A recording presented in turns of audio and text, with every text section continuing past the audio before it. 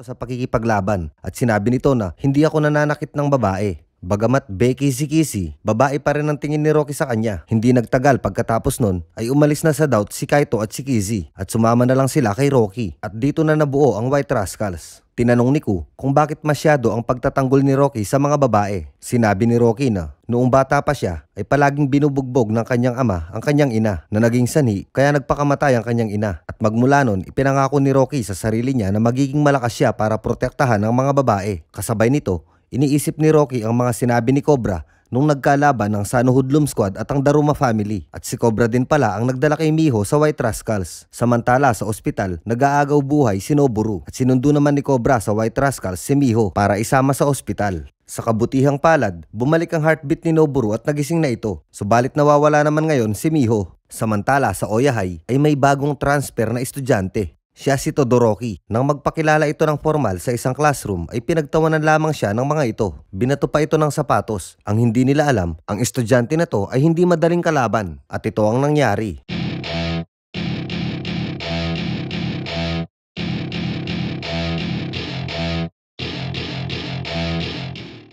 Tinanong ni Todoroki kung sino ang leader ng mga ito. Sinabi nito na si Shibaman at si Suji. Kasabay nito ay nakikipaglaban din si Shibaman at Suji. Tapos ay biglang dumating si Todoroki. At ito ang nangyari.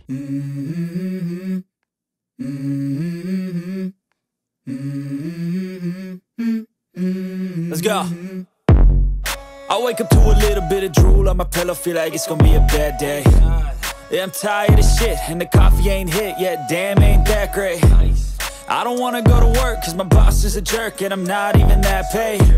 I need a change in my life cause I don't feel alive and there's nothing that makes me happy. Kagaya ng inaasahan, ay tinalo lang din niya ang dalawang ito ng walang kahirap-hirap at sinabi nito na magmula ngayon ako na ang leader dito. Sinabi naman ni Tsuji, mga full-time student kami dito at ang leader ng Oya High ay si Murayama. Sinabi ni Todoroki na tatalunin ko lahat ng malalakas dito at magiging leader ako ng sword. Si Todoroki ay palaging nabubuli nung bata pa siya at sinasamantala siya ng mga mas malalaking gangster. Isang araw, na-realize ni Todoroki na kailangan niyang lumaban kaya nagsimula itong magpalakas para talunin ang lahat ng umapi sa kanya. Magmula nun, naging libangan nito ang makipaglaban.